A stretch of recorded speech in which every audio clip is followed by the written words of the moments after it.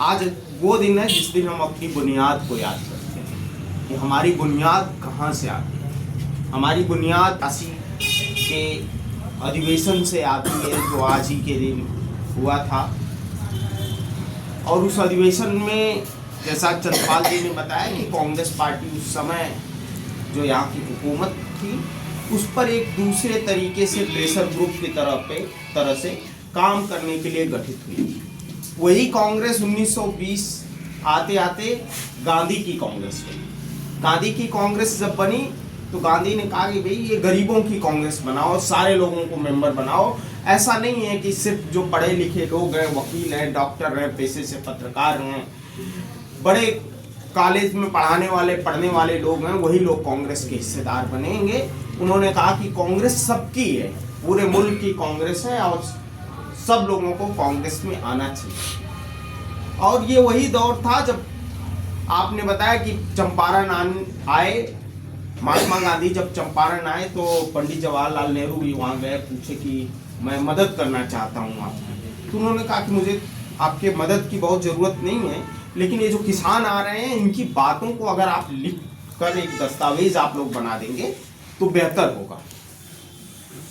फिर वही गांधी तमाम नौजवानों को लेकर जो है आंदोलन में उतरते हैं और बहुत सारे नौजवान जेल जाते हैं। जेल जाने में इस देश के सबसे बड़े उस समय माननीय वकील मोतीलाल नेहरू के बेटे जवाहरलाल नेहरू भी जेल जाते। एक बार नैनी जेल में, सेंट्रल जेल हुआ करती थी और पंडित नेहरू जेल में बंद थे और गांधी जो है उनको इलाहाबाद आना। गांधी को पंडित नेहरू ने पत्र लिखा कि अगर आप इलाहाबाद में कभी उपस्थित होइए तो आनंद भवन जरूर जाइए। गांधी आए और आनंद भवन गए। किसी का बेटा, नौजवान बेटा पढ़ा लिखा जेल में बंद हो तो बाप को तकलीफ तो होती है कि बेटा आज हमारा जेल में। महात्मा गांधी जब आनंद भवन में आए तो मोतीलाल नेहरू के मन में सवाल था कि इसे पूछूंगा जरूर कि भाई आप तो देश विदेश घूम रहे हो, पूरे देश में घूम रहे हो, तमाम नौजवानों की जिंदगी आपने बर्बाद कर दी, लोग जो है सालों साल से जेल में बंद हैं। खैर जब खाने पे लोग बैठे, बातचीत होने लगी तो उन्होंने कह दिया गांधी से तल्ख लहजे में कि आप तो घूम रहे हैं लेकिन इस देश के तमाम नौजवान जिनको आपने गुमराह कर दिया वो जेल में बंद है, आपका तो कुछ भी नहीं। गांधी मुस्कुराए और बोले कि ये देश है, इसमें सबको अपनी अपनी जिम्मेदारी निभानी पड़ेगी। किसी को जेल जाना पड़ेगा, किसी को सड़क पे लड़ना पड़ेगा, किसी को अखबार में लेख लिखना पड़ेगा, आपको अदालत में लड़ना पड़ेगा। सब लोगों की हिस्सेदारी, सबको अपनी जिम्मेदारी पूरी करनी पड़ेगी। खाने के मेज से दोनों नेता उठ के चले गए। कोई आनंद भवन देखा हो तो जहां आप जाएंगे लिखा हुआ है बाकायदा कि महात्मा गांधी इस कमरे में रुकते, नीचे है वो, और खिड़की है, जैसे ये खिड़की है उसी तरीके से एक बड़ी सी खिड़की है दरवाजे के ठीक बगल में। चूंकि रात हो गई थी, पंडित नेहरू के पिता मोतीलाल नेहरू को लगा कि घर में आए हुए मेहमान को ऐसे नहीं बोलना चाहिए था, मुझे जाके महात्मा गांधी से माफी मांग लेनी चाहिए कि मैंने गलत बोल दिया आपको, मुझे ऐसा नहीं बोलना चाहिए। वो ऊपर से उतर कर आए, खिड़की खुली हुई थी, देखे कि बिस्तर पे कोई सोया नहीं। उनके मन में और ग्लानि हुई कि लग रहा है महात्मा गांधी चले गए, नाराज होके चले गए मेरे घर से। उन्होंने जल्दबाजी में जब दरवाजे को धक्का दिया तो दरवाजा अंदर से बंद होने लगा कि अरे तो अंदर है मतलब। तो उन्होंने खटखटाया तो महात्मा गांधी ने दरवाजा खोला तो उन्होंने देखा कि महात्मा गांधी जमीन पर चादर बिछाए हुए हैं और उन्होंने वो पे दरवाजा खोला। तो उन्होंने बोला हाथ जोड़ के, मुझे ऐसा नहीं बोलना चाहिए था, पिता हूँ इसलिए तकलीफ हुई, इसलिए मैंने आपको ये बात कह दी, मुझे अपने घर में ये बात नहीं कहनी चाहिए।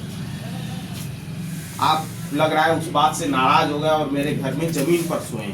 बोले नहीं मैं जमीन पे तो उसी दिन से सो रहा हूँ जब से पंडित नेहरू जेल में गया। वहां भी उसको जमीन पे सोना पड़ रहा होगा, इस देश के तमाम नौजवानों को जमीन पे सोना पड़ रहा होगा जब से इस देश के नौजवान पंडित नेहरू जैसे नौजवान जेल गए और उनको जमीन पे सोना पड़ा है, तब से मैं भी जमीन पे सोता।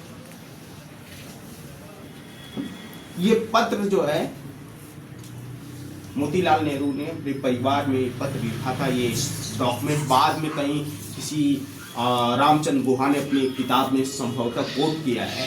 और ये बात हम लोगों को एक बातचीत में जो है राहुल जी ने बताया कि इस तरीके की घटना हुई थी।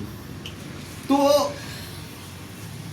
ये बात जब इस बात का जिक्र राहुल जी कर रहे थे तो उन्होंने कहा कि कांग्रेस इस देश के लिए एक परिवार जैसी है। इसलिए आपको लग रहा होगा कि जब भी इस देश पर हमला होता है, इस देश की कोई नीति खराब की जाती है, मजदूरों का हक छीना जाता है, किसानों की अधिकारों पर हमला होता है, नौजवानों के अधिकारों पे हमला होता है, जो दलित पिछड़े हैं उनके आत्मसम्मान पर चोट पहुंचती है, तो सबसे पहले अगर कोई पार्टी खड़ी होती है उस पार्टी का नाम कांग्रेस पार्टी। इसलिए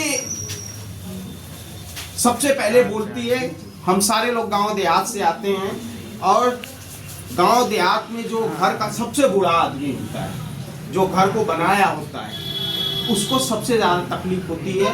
चाहे घर का बंटवारा होने वाला हो तब भी उसको तकलीफ होती है, घर का कोई लड़का बदमाश निकल जाए तब भी ज्यादा तकलीफ होती है, या घर में कोई आदमी अच्छा काम करे तो सबसे ज्यादा खुशी भी उसी आदमी को होती है जिस आदमी ने घर की बुनियाद डाली होती है। तो इस मुल्क की बुनियाद कांग्रेस पार्टी ने डाली है, इसलिए हमारे ऊपर जिम्मेदारी भी अधिक है, हमारे ऊपर जवाबदेही भी अधिक है, और हम सारे लोगों के ऊपर आगामी जो संघर्ष है उसको लड़ने की जिम्मेदारी भी है।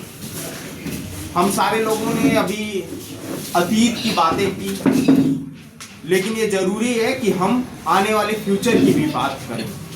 इस देश में मनरेगा पे हमला हुआ, जिस मनरेगा में